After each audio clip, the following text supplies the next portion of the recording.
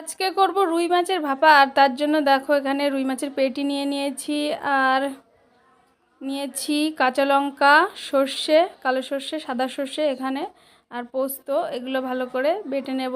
আর মিক্সিতে ভালো মিক্সড হয় না বলে আমি শিলে ভালো করে এগুলো বেটে নিয়েছি। তারপরে মাছটাকে লবণ, হলুদ আর এই যে সর্ষের তেল মাখিয়ে নিয়ে এই মশলাগুলো, এই যে বাটা মশলাটা দিয়ে দেবো এবার এর মধ্যে দিয়ে ভালো করে ম্যারিনেট করে নেব।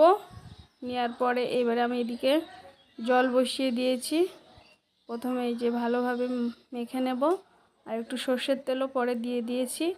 এখানে জলটা আমার ফুটে গেছে। এবার জলের ওপরে এই যে বসিয়ে দিয়ে ঢাকনাটা চাপা দিয়ে দেব।